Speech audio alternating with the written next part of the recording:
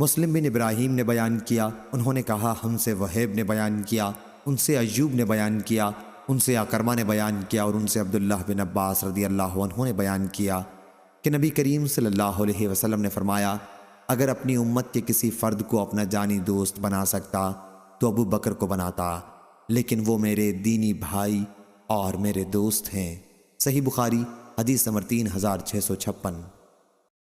معل بن اسد اور موسیٰ نے بیان کیا، کہا کہ ہم سے وہیب نے بیان کیا، ان سے ایوب نے یہی روایت کہ نبی کریم صلی اللہ علیہ وسلم نے فرمایا کہ اگر میں کسی کو جانی دوست بنا سکتا تو ابو بکر کو بناتا، لیکن اسلام کا بھائی چارہ کیا کم ہے۔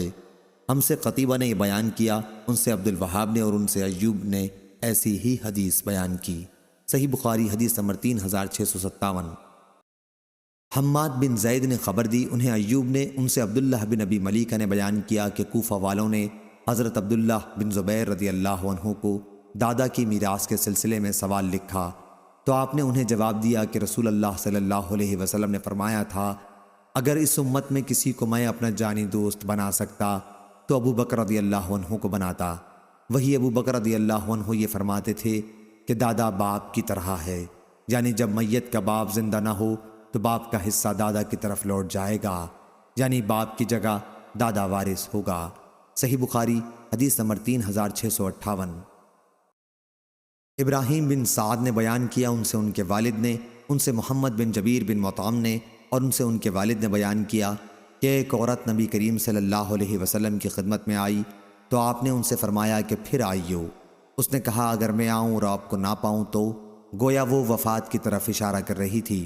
آپ نے فرمایا کہ اگر تم مجھے نہ پا سکو تو ابو بکر رضی اللہ عنہ کے پاس چلی آنا۔ صحیح بخاری حدیث نمبر 3659۔ اسماعیل بن ابی مجالد نے بیان کیا، ان سے بیان بن بشر نے کہا، ان سے وبرہ بن عبد الرحمن نے، ان سے حمام نے بیان کیا کہ میں نے حضرت عمار رضی اللہ عنہ سے سنا، وہ بیان کرتے تھے کہ میں نے رسول اللہ صلی اللہ علیہ وسلم کو اس وقت دیکھا ہے جب آپ کے ساتھ اسلام لانے والوں میں صرف 5 غلام، 2 عورتوں اور ابو بکر صدیق رضی اللہ عنہم کے سوا اور کوئی نہ تھا۔ صحیح بخاری حدیث نمبر 3660۔